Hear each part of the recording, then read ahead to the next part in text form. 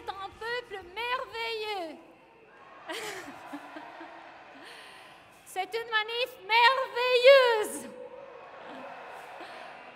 J'ai suivi votre combat très courageux, conduit avec intelligence, ténacité et créativité. J'ai essayé de faire connaître aussi en Italie ce que vous faisiez, jour après jour. Et nous avons marché ensemble, Françaises et Italiens, devant l'ambassade de France à Rome, avec certains de nos députés qui avaient la t-shirt de la manif.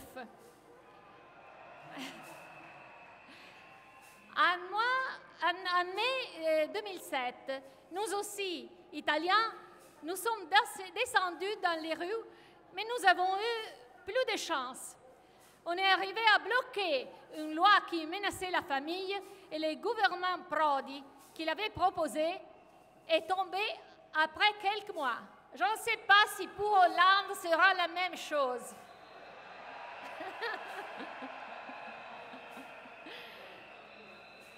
J'étais porte-parole de cette manifestation, le Family Day, qui a fait venir à Rome plus d'1 million de personnes. Mais je crois qu'ici, nous sommes plus nombreux. Pourquoi nous sommes ici?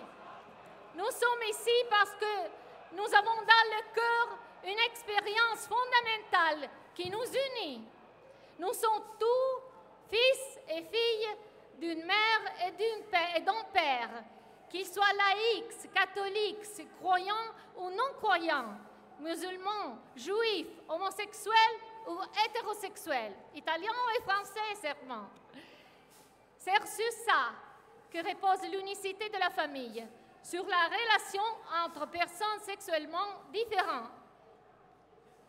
Et c'est ça que nous défendons, sans aucune trace d'homophobie et d'idéologie réactionnaire. On ne veut pas juger les autres, on ne veut pas exposer nos familles, qui sont comme tous les autres, heureuses ou moins heureuses. Mais elles nous sont précieuses, car elles créent un sentiment d'appartenance, de conscience de l'origine, qui sont tout aussi nécessaires au développement de l'identité individuelle et de la personnalité.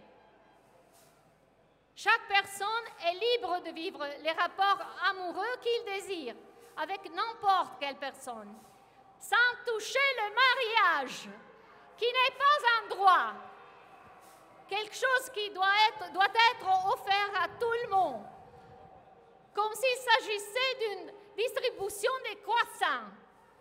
Il s'agit d'une institution, une vieille et glorieuse institution humaine qui ne mérite pas d'être détruite.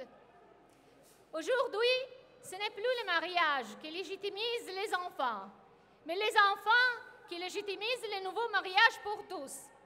Les enfants qui peuvent être obtenus grâce à des travaux en laboratoire qui ouvrent un nouveau marché et de nouvelles formes d'asservissement des femmes et de leur corps. Nous ne pouvons plus dire maman et papa. En Italie, on utilise souvent cette expression. Di mamma ce n'è una sola. De maman, il n'y en a qu'une seule. Aujourd'hui, ce n'est plus comme ça. Il peut y avoir jusqu'à 6 parents, 2 sociales et 4 biologiques, grâce au démantèlement du corps et du rôle des parents. Il y a maintenant une étrange guerre entre le sang commun et le cliché. Le cliché est réalisé avec ce que nous voyons à la TV, que nous lisons dans la presse, qui nous est proposé par une grande partie de la classe dirigeante et des élites. Le sang commun, au contraire, est cette force du cœur qui unit beaucoup d'entre nous et nous empêche de croire à la vision du monde qui nous est proposée. Le sang commun est l'expérience de notre vie. C'est ce qui nous fait continuer à penser qu'il doit y avoir pour chaque enfant une maman et un papa. Je suis ici avec vous parce que je pense que nous devons construire un réseau européen pour défendre l'écologie humaine. On doit se battre ensemble et organiser un mouvement commun. Je suis fière de votre bataille qui est aussi la mienne, parce que c'est celle d'une Europe qui ne veut pas trahir sa culture et ses origines chrétiennes.